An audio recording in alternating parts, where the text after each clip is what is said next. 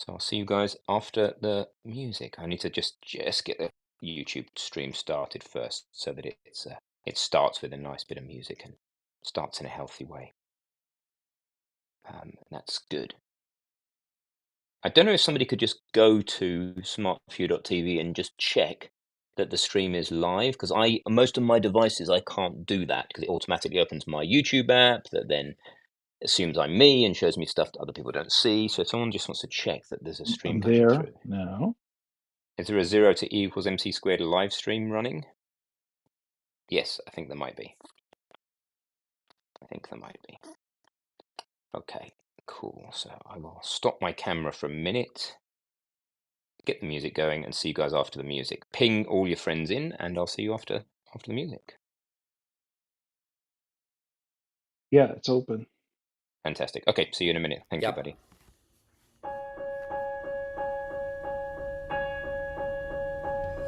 The act of moving onward means we pass these signposts. One of them was first leaving Earth. The next one is hanging out on the moon. What's next? The planets.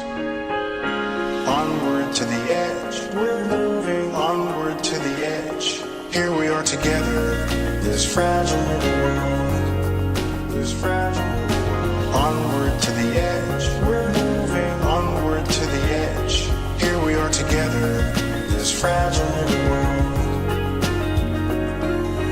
This is our sun, just another star in a sea of stars. The heart of the solar system, just another star in a sea of stars. Mercury is the closest planet. This tortured piece of rock has been stripped naked. The moon has a sky, it has a horizon, it's another world. It's got Earth in the sky, just the way we have the moon in the sky. Onward to the edge, we're moving onward to the edge. Here we are together, this fragile little world. We're not the only world to think about. Worlds unknown. We're not the only world to think about. Think about worlds unknown. There is a powerful recognition that stirs within us. When we see our own little blue ocean planet in the skies above the world. A powerful recognition that stirs within us. When we see our own little blue ocean planet in the skies above the world. The Saturn system offers splendor beyond compare because of its rings and very diverse moons. These are no longer abstractions. These are worlds. Maybe there's life there. They've changed how we think about Earth.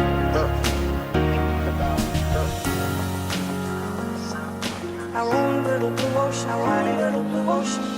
The mote of dust suspended in a sunbeam, the pale blue dot. Onward to the edge, we're moving onward to the edge. Here we are together, this fragile little world. This fragile little world. Onward to the edge, we're moving onward to the edge. Here we are together, this fragile little world. We're not the only world to think about. Worlds unknown. We're not the only world to think about. Think about worlds unknown. The laws of nature create vastly different worlds with the tiniest of changes. When I reach for the edge of the universe, I do so knowing that along some paths of cosmic discovery, there are times when, at least for now, one must be content to love the questions themselves.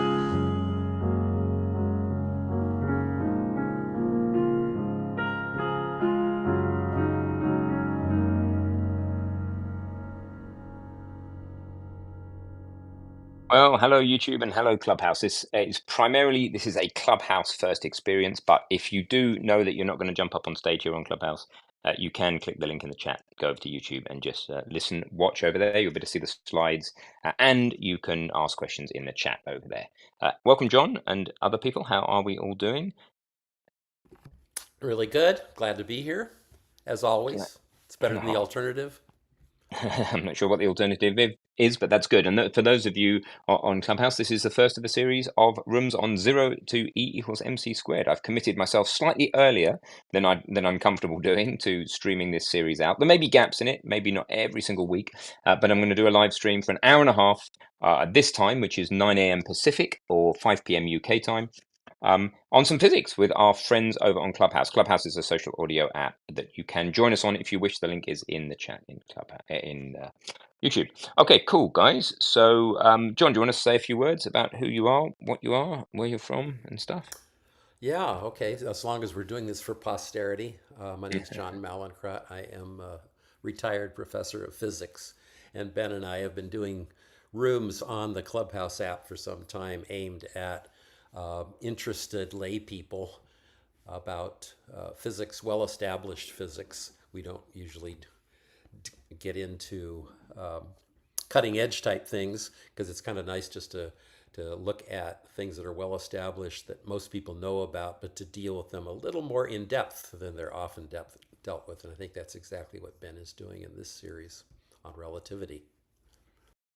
Cool, buddy. Okay, so yeah, bit of a fun experiment. So look forward to doing it. As I say, any questions, just shout up. But I'm gonna basically start from the beginning, even though we did a recap last week, and then that's going to be easier for people who are following along for the first time. Also gives me a bit of time, so to prepare the syllabus and to get us to where we want to be. So I think I'll probably dive into it. I won't cover too much today. I'm going to try and make it as interactive and as focused on Q&A as possible.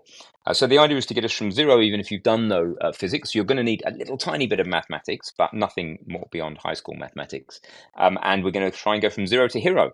Not in today's session. This could take months. It's going to take as long as it takes for the audience to kind of follow along and for me to find a new way of teaching it that I've never seen before. So bear with me with that. John will interject at any point as a professional in this topic area and make sure that what I say is not complete bollocks, and that if anyone needs a class on how to say bollocks, especially you Americans, then ask, and we can do that in the Q&A. Also, if you need to know what that word means, then I think it's fair to say that it entirely depends on context.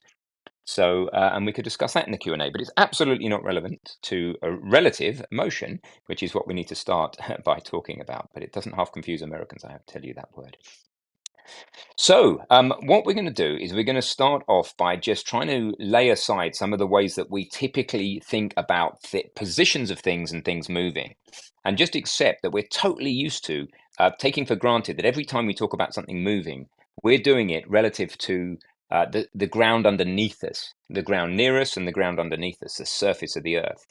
And that works most of the time, but you get an inkling that it doesn't always work in a couple of situations. You could be sat in a parking lot and somebody pulls out in a car next to you, and you might think, oh, have I left my handbrake off? Because you can't tell whether they're moving or you're moving. You may have had a similar sensation on in a train when it pulls out of the platform. And the other time you might get some inkling that speeds aren't just absolute and aren't just like there's one speed for everything, is when you go to overtake another vehicle on a motorway. They're doing 50 miles an hour. You know that if you do 70, you're going to be closing on them at 20. That's the first kind of real inkling of relative speed. Or any chase, any animal chasing its prey. All of these things give us an inkling that actually the idea that something is doing a speed kind of means nothing. So this is, if you like, our starting point with all this. And what I'm going to do is I'm going to just progress the slides along here on YouTube, so that if you're watching on YouTube, then they'll just be in the middle. And if you're on Clubhouse, you're going to need to click the link at the top of the room and do some manual work and go through my PDF. Anybody want to jump in with anything before? At any point, you can just jump in, talk, go ahead on the YouTube chat, whatever. If John or anybody else sees a question either in YouTube or Clubhouse, let me know and maybe speak out the question. That would be helpful, so I can focus on what Yeah, I'm I'm doing. trying to kind of monitor that. It's quite a juggling act. And we're new to all this. I'm just diving in. Anything worth doing is worth doing badly at first. So I'm starting off by running by that adage. So the starting point is to try and understand that maybe we need to let go of the idea of absolute position or absolute rest. Absolute position is another one to think about. You might think, hey, we could define any point in the universe by just saying take a position on the Earth based on latitude and longitude, and a height above or below ground. Below ground would give you all the positions inside the Earth, and above ground would give you everything off the Earth. But the problem is the Earth's spinning, and it's going around the sun, and then the sun's going around the galaxy. So that coordinate system clearly isn't the only one you could use. Another one you could use is you could center it on the sun, and you might say, oh, well, that's more enlightened, excuse the pun. But then somebody even smarter would come along and say, well, no, that's moving around the galaxy, and so forth. So we have a problem at the moment if we're going to let go of absolute motion and absolute position together. We're going to create ourselves a bit of an issue, but locally it doesn't matter, and we're going to fix that issue later. Locally, whether you're on a plane, a train, or an automobile, physics works the same. If you start juggling on a plane, it works the same as juggling at home, even though you could be said to be doing 600 mile an hour while you're in the plane. It's all relative. So anyone uncomfortable with that? And Benjamin, if you want to step in and be our resident antagonist, you're very welcome. Is anyone at all uncomfortable with the idea that all motion is relative? Or is this something that we can buy or at least try on for this part of the argument? Yeah, I would say that I am not persuaded that there is nothing that violates this principle. Yep, and I would be happy to concede that as well. So this is where this is a great lead into the next slide. So what we're doing here is we're going through, and I'll iterate that for YouTube. There you go, YouTube. There's the next slide. How science works. So let's think about the cycle we're going through here. What we're doing is we're making a guess. We're saying what if at the moment. I'm literally saying what if. I'm going to make a couple of what ifs in this. What if all motion is relative? And there's no way we can detect absolute motion. And then we're going to calculate the consequences of that. And we're going to have and then once we've got the consequences, we can suggest some experiments to find out whether that's how nature really is. And then we'll go around the block a few times. Now, it's quite possible that a future experiment might mean we need to change our physics and improve our physics. But here we're talking about a very narrow scope. We're saying, let's imagine this, let's go test it in certain circumstances, and let's see how it serves us. And if we ever find that it doesn't serve us, in fact, some of the presumptions we make in this series, you'll find as we go, later on turn out to not be the case. And that is how science progresses. Presumptions turning out not to be the case is how science moves forward. So we just need to understand we're part of a cycle here, and we're just going the first time around the block. So it's quite possible, Benjamin, that you're right. Ben, I would Yeah. just report that at least for me, there's quite a gap between this and the YouTube. I would say a minute or more. A minute is feasible. It can be quite long. Yeah, that's Yeah. okay. It certainly is likely to be at least 15 seconds. The only consequence will be if somebody asks a question on YouTube, just please be patient because we may not. Well, uh, we will see your question almost immediately. In fact, try it if you like. Somebody who is on Clubhouse, if you get ready, type a question, but don't hit enter as a little test. And when somebody's ready, just give me the thumbs up on Clubhouse just to say, yeah, I've typed a question on YouTube, but I haven't hit the enter key. More than one of you can do this. It doesn't matter. So get a question, anything, just say sausages on YouTube. And what we're going to test is the latency. And when you're ready, give me a thumbs up on Clubhouse. Say, yeah, I'm ready. I'm ready to hit the enter key over on YouTube. Then we'll get you to send your question. I think your question will come through on the chat very quickly. But then I think what will happen is you won't see me addressing your question for up to 30 seconds, a minute. Could even be longer. If we're busy in conversation, it could be ages. But I give that a go. Anyone ready? Yep, you're ready. Okay, so hit enter over on YouTube. And let's see. I'll tell you when I first see that. Okay, straight away, sausages from John. Yeah. So I will But see then, your question immediately, but you will not right. see us answer for a long time afterwards. So that's fine. There's firstly the stream delay, and then there's the fact we've got other stuff going on. So Five be seconds patient. latency We'll on get you my end. 5 seconds. You've got okay. I think it's going to be a minimum of 5, and it could be much longer for some people. It's fine. It's fine. So that's what we're doing. We're going around a loop. So let's move on to the next bit. John or anybody else got anything to chuck in at the moment? I'm going to go through these first. I'm only going to do the first handful of slides, and then we'll just have a nice deep discussion. And if we need to discuss American versus English words as part of that discussion at the end for a bit of extracurricular, we can do that. Now, I don't know. So you have talked about the whole the no absolute velocity thing. I mean, I think that's worth spending more time on. Do you plan to get back? I mean, you're going to explore the consequences of that, but should we talk a little bit more about what we mean by that? Benjamin's Yeah, skeptical, and that's I'm happy reasonable to be to. skeptical. Yeah, Yeah, go yeah, ahead. go ahead. Well, you go ahead, John, because that's the second voice, and that's better than my droning voice continuously. So that's fine. Okay, well, I mean, I think the point is what we really envision when we say that is that we're in some relatively small box and we're performing experiments fully within that box, and that so we're not looking at the ground whizzing by outside a window. Not that that says that we're moving. Really, it just says that we're moving relative to that thing. But there's nothing. We're not taking any information except information about what happens locally. And if there were some kind of an absolute velocity, then there would be something different about an experiment conducted in a reference frame that isn't moving than there is in one that is moving. And as far as we know, there's no experiment you can do locally, as we say, within this box that will tell us that we're moving. Yeah, cool. Thank you, John. And Have I a like the velocity. Yeah. challenge you left at the end is this: if you think you can make any sense of or detect or measure absolute motion, then tell us how, because we don't know how. And I think we can kind of just leave it at that for the moment, because I think that's a challenge people are probably going to find difficult to Yeah, just succeed. spin a bucket. Just spin a bucket. Yeah, that's Yes. spinning, not moving. Yeah, and that's an important distinction, right?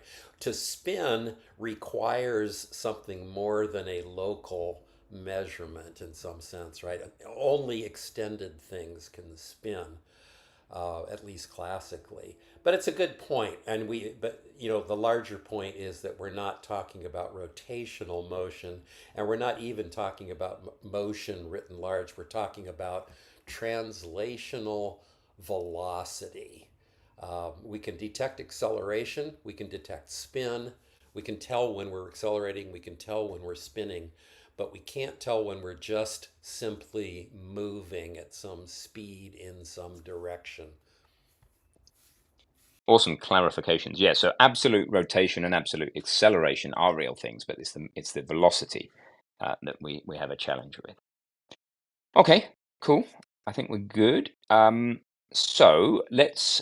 What I've got now on the screen, or in slide 4. If you want to know what slide or page number you're on with the slides at the top, just look at the bottom right. It's written in my fair hand there. So we're kind of very briefly stating the presumption that all motion is relative, and then the next thing we do is something really weird, which is we suggest that all observers will observe the speed of light in a vacuum, will measure the speed of light in the vacuum as to be the same speed. Now that's just weird. And it's part of the brilliance of what Einstein did here, of course, is he came up with some weird idea like that. But then people come up with weird ideas all day. But the difference, remember that loop we had on the previous slide, is he not only made that guess, but he carefully calculated the consequences of that guess. And then those consequences are testable, right? You can then go off and do experiment and find out if this is what really happens. So that's what's so brilliant about it, as we'll see a little bit later on. The concept that you will always measure the speed of light in a vacuum as the same speed is super weird. It suggests that velocities don't really add up how we think we do. They do. If you start chasing a bicycle, start chasing a car down the road, you expect as you speed up for their speed to away from you to decrease, but this just doesn't happen with light. Well, this is the presumption. It's an imagine what happens, and then let's go and find out later if that's the case. But we first need to compute the consequences of that. Otherwise, we can't even do an experiment. So I don't know, John, if you want to add anything in there, but I just thought that's the overview of that bit. No, that's good. And what we're going to do in a minute So is I an have overview. I have Oh an yeah, go ahead, objection Benjamin. to this point though, That's okay. Please do. which is that it's a circular claim. It's a tautology in a sense, because the scientific definition for distance is a certain count of frequencies of light, and the scientific unit of time is a certain count of the oscillations of light. But that's not quite true, So I think it is close. right? It's close enough for my purposes, Well, as I so understand it. what we So do is let's there have is a John mention it. definition of time in terms of frequencies, but length is currently defined as the distance that light travels in a certain amount of time. Right, right. So if distance is defined as the amount the distance that light travels in a certain unit of time, then you'll always get the same distance. The distance will always match the units of time because the definition of distance is exactly that. It is units of time. So to say that light will always travel the same distance or the same speed in And so any frame is, at this point in history, just a reflection on the fact that that's how we define distance and at time. this point in How could history, they be different? you're using the completely modern definition of time and distance. And what I we're doing is am. we're taking you through the historical journey, the logical historical journey of it. So That's right. what's Because it's sorry, go ahead, Ben. no, that's it. No, no. I was just going to ask what his specific objection was. It's Well, good to I get some was objections. Yeah, and I was going to say, I mean, I think the thing is that while it is true that I mean, it's literally the case now that the speed of light is a defined quantity. And the reason we do that is because all experimental evidence using, old style meter sticks and clocks and things like that shows that the speed of light in a vacuum is the same for all observers. So that's a good way to define length. But it doesn't mean we can't still have meter sticks. We can't still go back and measure light speed, etc., and show that it is the same. I mean, we've already done that work. So the fact that using old style meter sticks and clocks, we found that light is always the same, means that we're not means that now the fact that we've incorporated that into the definition doesn't make it a circular. It doesn't guarantee that the speed of light is the same for all observers. Uh, that's we use the fact that it's the same for all observers as far as we can tell experimentally to make that our standard. Yeah, so it's just a question not mixing up the history and the logical steps. I'm not giving a perfect historical account here. I'm just saying these are the logical hoops that mankind kind of went through to get to this point. So I think until we get to the time to really dig in skeptically is after we have computed the consequences of our guesses and done the experiments and got the experimental results in. I think that's the time, as you would very much agree, Benjamin, to be really cautious about our interpretation of these things. But let's just try and get us to that point. Then you can unravel unpeel the onion and see if you can find a problem with it. So a quick preview. I'm about to dive into talking about light clocks, and you might think these things are weird, and that they're not like any other clock. But I'd invite you to think about this. You don't know what a light clock is yet, but I'm going to describe it. And as we describe it, you might, as some of the consequences of it start to unfold, you might think, yeah, sure, but this thing's not like other clocks. However, the fact that if you were to take your light clock that I'm about to describe and put it next to, say, a pendulum clock or a cell in a body, or any other type of clock, if those two didn't behave the same, especially if they didn't behave the same in a way that depended on their absolute velocity, which we've already let go of or tried to let go of, but it's still lingering in the back of our mind.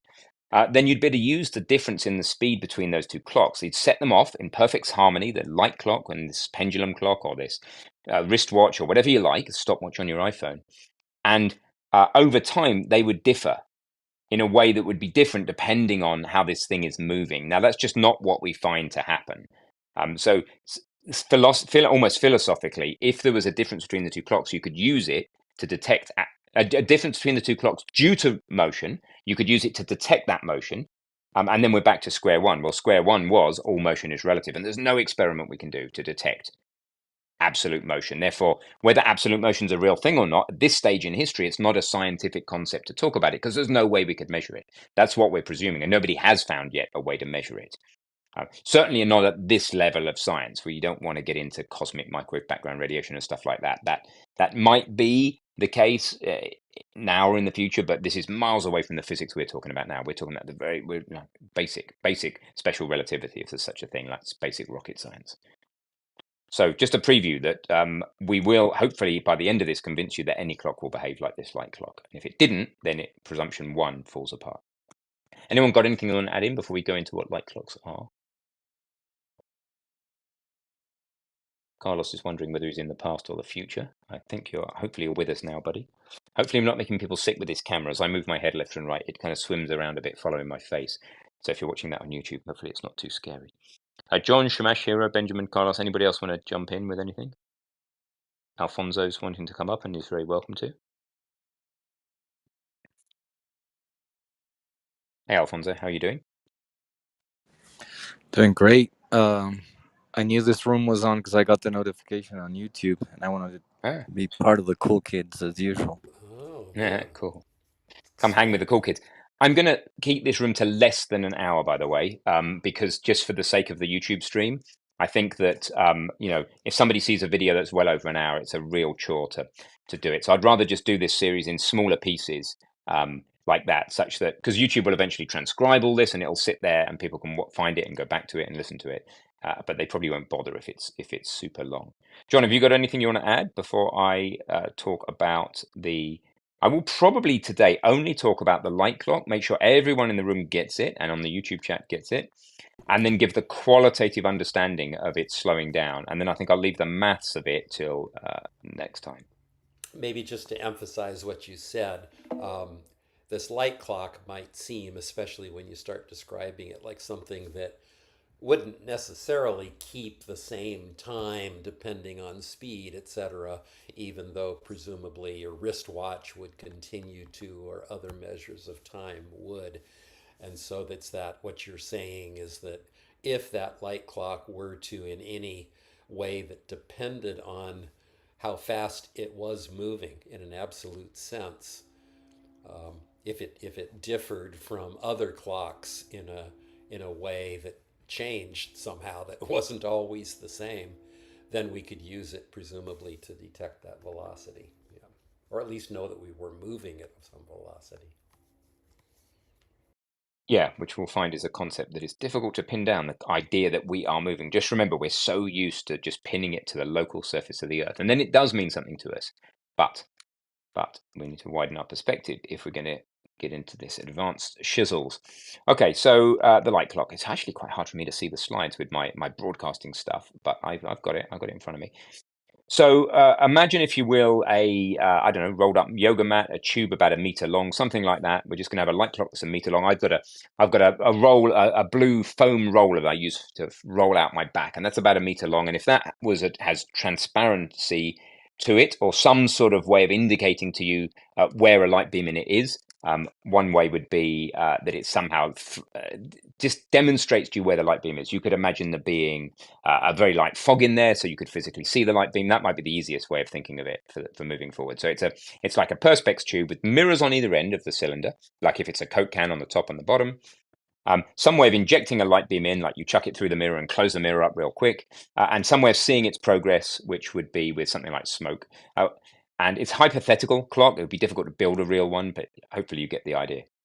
So we chuck the light in the bottom of this thing, and you, for a minute, as the clock bearer, I'm going to call you, are holding this thing, this slightly unwieldy clock, and noticing, because light does about 300 million meters every second, that it bounces up and down. Well, up and down more than that, but we're going to take the tick of the clock as each time it goes from the bottom to the top, or from the top to the bottom. So the time to get from the bottom to the top, as you as the clock bearer standing there holding it, is simply time is distance over speed. So it's 1 meter, 300 million meters a second. So it's going to take a 300 millionth of a second, or in other words, it's going to tick 300 million times a second, this thing. And if you would expect, holding this thing, as you get on a plane or a train, that it would tick the same, right? That's our experience. And that indeed is what we're proposing happens. And I don't see any reason to suspect anything different would happen. It's consistent with what we've said. We've said all speed is relative. You're holding on to this thing. We've said that everyone measures the speed of light in a vacuum. By the way, this tube could be a vacuum, should be a vacuum, as the same. So I don't see any issues. Anybody have any issues with the idea that as bearing the clock, it just, whatever you're doing, whether you're on a plane, train, or standing on the ground, it just ticks 300 million times a second? Is there anyone that could take issue with that? Well, so I guess I would just chime in quickly. I don't know. I was distracted for a couple of moments, so maybe it's worth going back and just being clear that this postulate that everybody sees the speed of light, everybody measures light to travel at the same speed, is a crazy, it's a simply Yeah. outrageous postulate.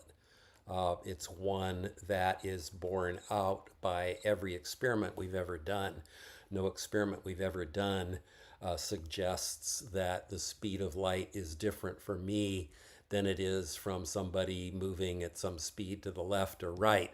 They'll see that light traveling at the same, they won't see it traveling at the same speed, they will measure it to be traveling at the same speed that I do. And this is completely different than what happens if I'm playing catch with somebody on the back of a flat of a flat car railroad car, and I see that flat car go by. When the person behind throws it to the person in front, that ball moves faster, as far as I can see, than it does when the guy in front throws it to the guy in back, because the train's velocity somehow adds or subtracts to that motion of the ball. But somehow we're saying it's not going to be that way for light. And that's an outrageous thing to say. But we've done lots of experiments trying to find how the motion of the Earth through the ether, or whatever it is you think light travels with respect to, what that velocity is, and we've failed. We always find that light travels, no matter when we measure it, we always find that it has the same speed in a vacuum. So it's just simply accepting an experimental fact that is an outrageous thing to accept otherwise. Yeah, thank you, John. And we've jumped ahead to the experimental fact because in the loop that we're exploring, we made a guess, crazy outlandish guess now that light always appears to travel at the same speed, and we are at the moment, just to clear where we are on the cycle I showed earlier. I'll put this cycle on the screen on YouTube just for clarity. This cycle here, we've made our guess. And we are in the middle of modeling the consequences of the guess. What John is reassuring you is if you jump ahead to the test stage, that it does work out, just because I think that's really important to do that now before our brains start saying, whoa, this is super weird. I don't believe it. Well, let me At this just stage, say, you I don't mean, I have to think believe it, right? You just have to calculate, and later we have to measure, and then we decide whether we believe. right, but of course the consequences we're going to come to are the consequences of how time works. And so it is important to understand we're not just making this outrageous guess on the basis of nothing, right? The outrageous guess, this is what Einstein did, was based on a couple of lines of reasoning that suggested that, as outrageous as it is, it might be true. Indeed, and that was. I always find it so inspiring when these people go that far. I feel like it's going offshore. It's like I'm a lunatic standing on the shoreline. I think I can see an island out there, a desert, a beautiful desert island of knowledge that nobody else is connected to. I'm going to swim off, have the courage to swim off, get out there, and then build a bridge back so the rest of you can follow me on that journey. And it's kind of lunacy. A lot of people die on the journey and never actually manage to build a bridge back. A lot of people imagine they saw something and it's not there, but some people see it's there and do the hard work of bringing everybody else to that tropical island so of knowledge. So kind of some sort of analogy of what he's done here. Pretty cool. Okay, so we've got the first bit. Any questions or comments or anything from anybody else on YouTube or Clubhouse? No. Not from YouTube. No, look, YouTube is quite quiet. It's good. Okay, so let's now, below the dotted line, look at the moving observer's view. So this is quite easy to imagine. You can pretty much imagine it just sitting in your seat, that somebody walks past you with this upright, yoga mat, foam roller, whatever you want to call it, light clock, that for them is the lights going up straight up and down. And just in the same way, almost just in the same way, not quantitatively just in the same way, but almost in the same way that if somebody was like dribbling a basketball or doing a yo-yo or juggling or anything as they walk past you, what you're going to see is a different path, right? If they were throwing a ball up in the air, walking past you, you would see something that looks a bit like the Loch Ness Monster. It kind of humps. If it was something that was bouncing at an equal speed up and down in a tube, you would see a triangle if you try and imagine it. Normally, when someone's walking past you doing something like throwing something, it's going in a different type of shape. Its speed is changing all the time. But if something was just going back and forth at a constant speed, I think it's easy to imagine that it's a triangle. And if you can't imagine that, and I'll do it for the video, you can stick your finger out in front of you and you can start moving it up and down like this, which looks really silly. And then you can just move to the side, move your hand to the side. Now, if you do that right across your field of view, you'll see in your persistence of vision that what you get is a triangle. It's kind of easy to reason about that if something is going up and down at a constant rate, and that thing is in a container, the light clock, that's moving to the side at a constant rate, that what you see is a triangle. So given that, then this is where it gets interesting. This is where the postulate 2 kicks in. The idea that everyone is going to measure or determine the speed of light to be the same. That blue line in my diagram there has now got longer. It used to be, for the clock bearer, that blue line is always 1 meter. The amount of distance that light has to travel is 1 meter. But for the observer watching the clock bearer come past, that light has to have gone further. It started on the bottom mirror, started heading upwards, and that is, as it's going upwards, this dude is, or dudette is moving sideways. And by the time the light gets to the top mirror, the clock bearer will have moved a finite distance. Now, at normal speeds, this just doesn't matter, right? At everyday speeds, you're not going to notice this because it's zipping up and down so fast, you're not going to notice. But if you were doing hundreds, and I know this is an outlandish speed, but if you were doing hundreds of millions of miles an hour, then it would really make a very big difference. And they're the types of speeds we're just trying to make you imagine in the diagram, is that the light path kind of leans over, appears to lean over, uh, and start to, instead of just being going straight up and down, it starts to make this triangle sawtooth wave. And if we just focus on one tick, which John might call one half tick, but I'm defining this as one tick, which is from the bottom mirror to the top, then all you're looking at is a blue line getting longer. And as the person coming past you goes faster and faster, the line gets longer and longer and longer and longer. And time is distance over speed.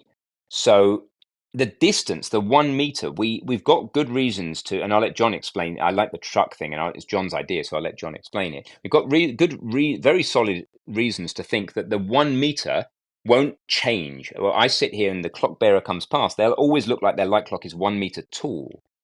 If they're going left to right, right? If they're moving in a direction which is at 90 degrees to the height of the clock, it's a yoga mat held upwards going left to right. You used an example with a bridge, John, before. Do you want to? I'll put your beautiful headshot up on the screen for the YouTubers. Oh no, I won't. I've broken it. But do you want to just use your analogy? I'll do that in the next live stream. Yeah, right. So the thing to remember as I say this is that we have to have the laws of physics have to be the same for everybody. So imagine it turned out to be the case that when you see an object moving by you, imagine that there was some law of physics that says that it grows in size perpendicular to its velocity. Then you would have, if you had a truck, for instance, moving down the highway, passing underneath a stationary bridge, stationary relative to you, you're standing next to the bridge, you see this truck coming down the highway. Because it's moving, it's now taller, and as a result, the bridge shaves its top off. Whereas the person in the truck sees the bridge moving toward him, and therefore it gets taller, and therefore the truck fits under it very neatly, and the top doesn't get shaved off. Well, it can't be the case. We can't really be doing physics if the question as to whether the top of the truck gets shaved off or not is something that people can disagree on. Either the top of the truck gets shaved off or it doesn't. So if things get taller when they move, then I will see the top of the truck shaved off, but the truck driver will see the bridge get taller and therefore he won't see the top of the truck shaved off. So it can't be the case that things get taller when they move past us in the horizontal direction. If it is, then we're just doing physics that just can't make sense. If we can't make sense of the results of things like that, we're not really doing physics. Well, that's a relief, John, because if we couldn't obey that basic idea that everybody agrees on, what happened at the end of the day might be a nice way of putting it, right? On events, on the circumstances that unfolded, something really magical would have to happen for the universe or the simulation, if you like, if you want to go down simulation theory, to render for the truck driver the experience that he dies in a horrible crash, and then for his family to all the consequences and the hospital and everybody involved, and yet for that reality to somehow render for the observer that the truck sailed under the bridge quite plainly. So whereas in the world of even in the world of simulation that seems impossible, let alone in the universe that we And think we inhabit maybe in this simple analysis. Yeah. maybe one more thing, because what Ben is about to tell you is that when you see a clock moving by you, you will determine that that clock really is running at a slower rate than your clock. And that means that the person carrying that clock will look at your clock and make the same determination, will determine that it's your clock that's running slow relative to his clock. And that might seem to make no sense. How could it possibly be the case that you say his clock is running slow and he says that your clock is running slow? And amazingly enough, it turns out that you actually, that when you look at all of the consequences of the postulate, that actually is the only way it could make sense because there are other effects as well. And the only way that all of those effects can make sense is if they're the same for every observer. Nice, John. And that aspect of like equality for all observers is super important. That it's kind of, it gives me a sense of honesty that we're doing this. We're trying to do this in good faith. We're not trying to cook up some weird set of circumstances that's different for different people. So thanks for adding that. And how we make it reconcile is a little subtle, and don't know if we get to it today. We'll see. I want to leave loads of time for Q&A. In fact, we've already been 45 minutes. So I am basically just going to try and hit the right buttons for a minute. 1 second. Move on to the next slide. Oh, there's a lot of buttons here with this live stream. Molto buttons in my best Spanish. So let's go to this one here. So the slide I'm showing now, page 6, is two extreme circumstances. One is where the person moving past you with their light clock is not moving past very fast, so the line of light that you see in the tick is pretty much vertical. And then as they speed up, you can imagine that line leans over and elongates because it must always climb a whole meter to complete the tick, right?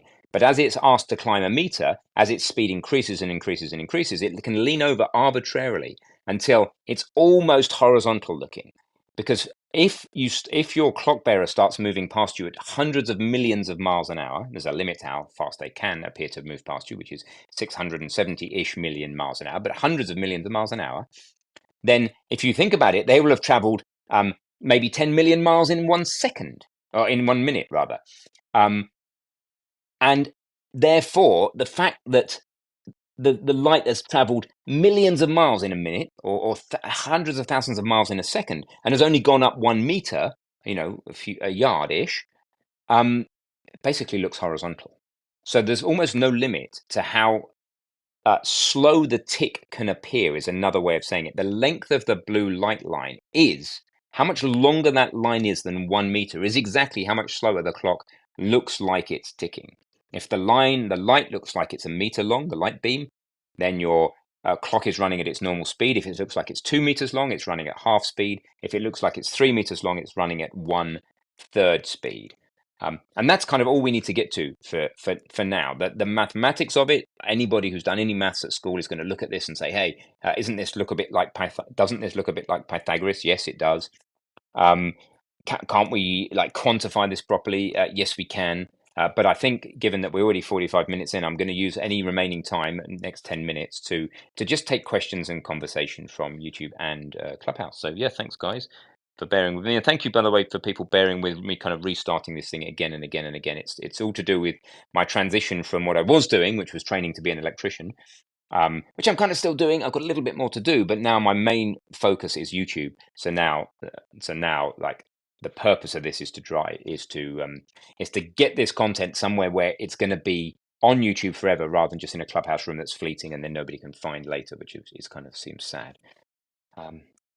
So any questions, comments, concerns, whatever, let's get a bit of discussion going in the last like 10 minutes max in Clubhouse or YouTube. Or did we cover them all before in previous rooms? Alfonso, have Right? you been to this If series I don't before? object, there's no conversation, so I'll object. Yeah, go for it. Back to my original point about a tautology. We can make all of these claims, and they make nice triangles. That's good. But then, if we say that in the framework of relativity, hang on, in the framework of relativity, that space itself shrinks.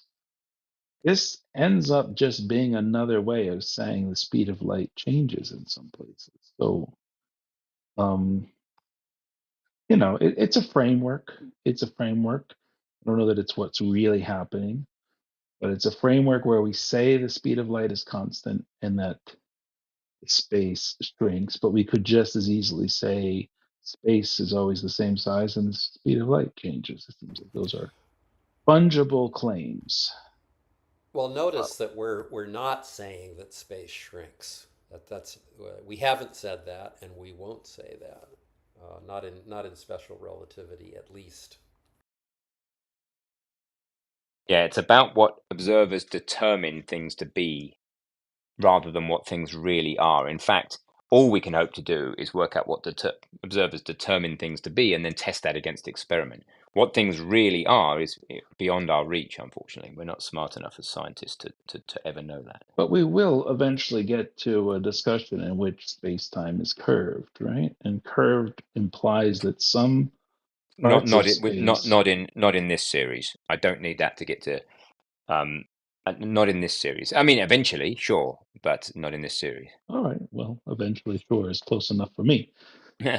So it seems like we could make, one framework in which the speed of light changes, and one framework in which space-time is curved, but the end result is kind of fungible. So I guess that's the objection that I have. You asked for the objection, I gave Yeah, it. no, that's cool, and I think Carlos wants to dive in as well. So the idea, if you have an alternative framework like that, then the thing to do is to work it up, compute the consequences, and then see if we can get even better match with experiment than we're currently getting somehow. I, That would be the. I'm trying to reconcile this with laser gyro, Oh yeah, of course, where it's able to measure the rotation because of the fact that with the rotation, the light arrives at a different time at the detector. And I don't know why I'm struggling, not struggling, but I'm just trying to wrap my brain around that and the light clock. And are you talking maybe, about are you talking about the Sagnac effect here? yeah, that's used for laser gyros. Yeah.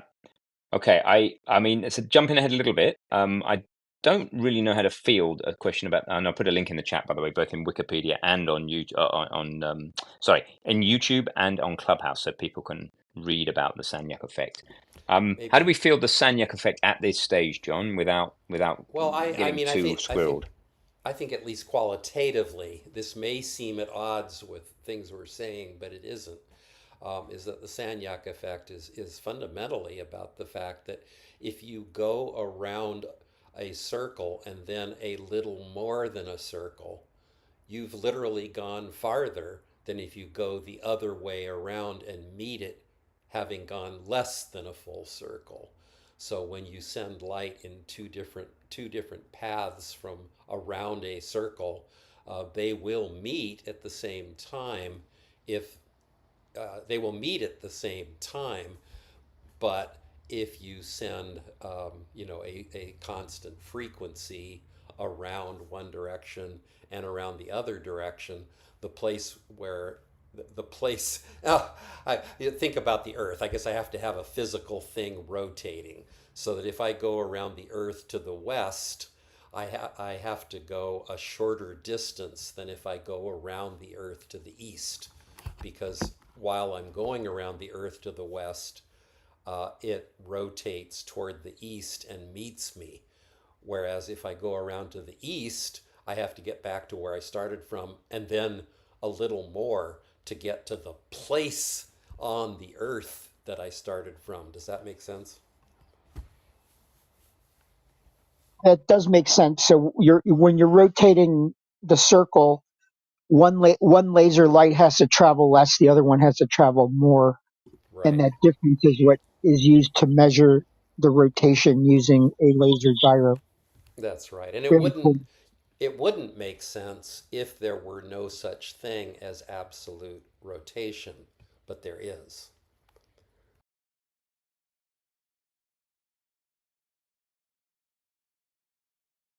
Cool. And just for context for people, these ring laser gyros are extremely sensitive devices for measuring rotation.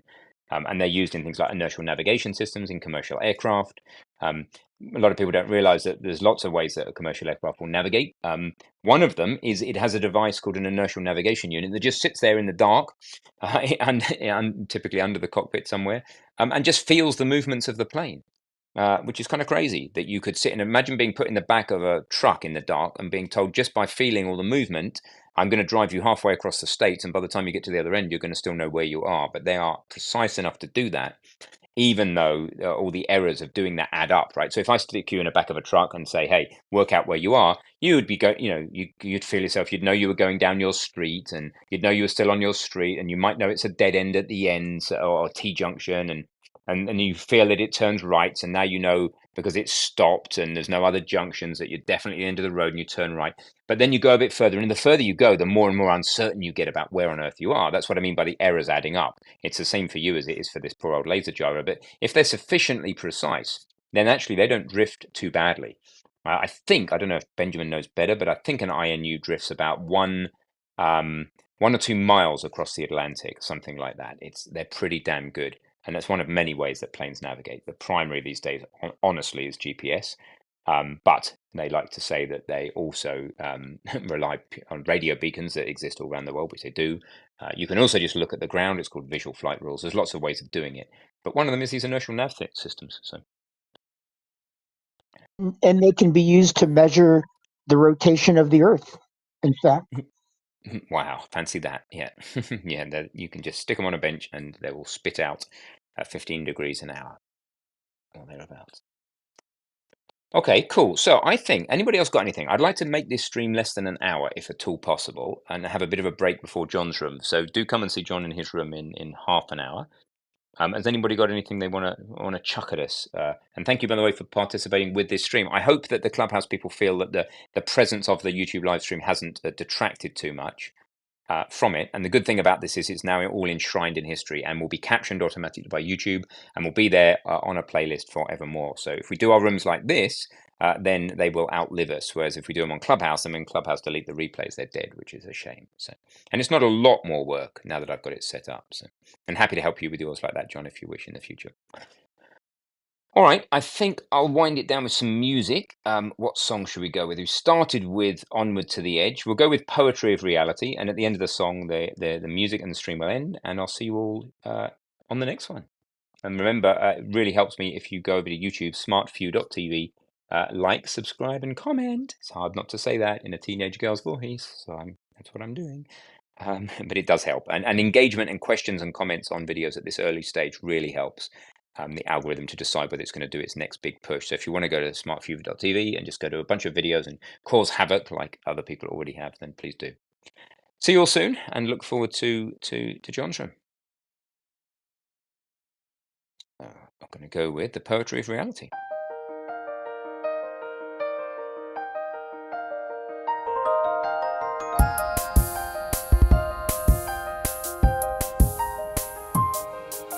Science is the best tool ever devised for understanding how the world works.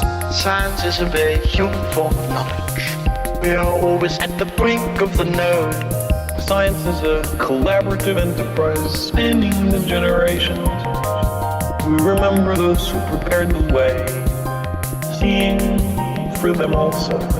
If you're scientifically literate, the world looks very different to you, and that understanding empowers you.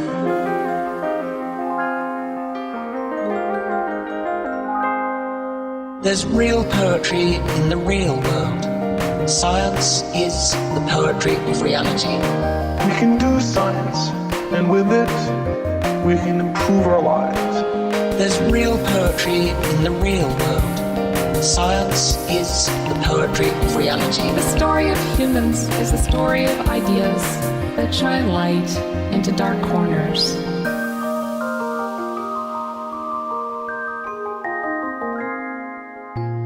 Scientists love mysteries.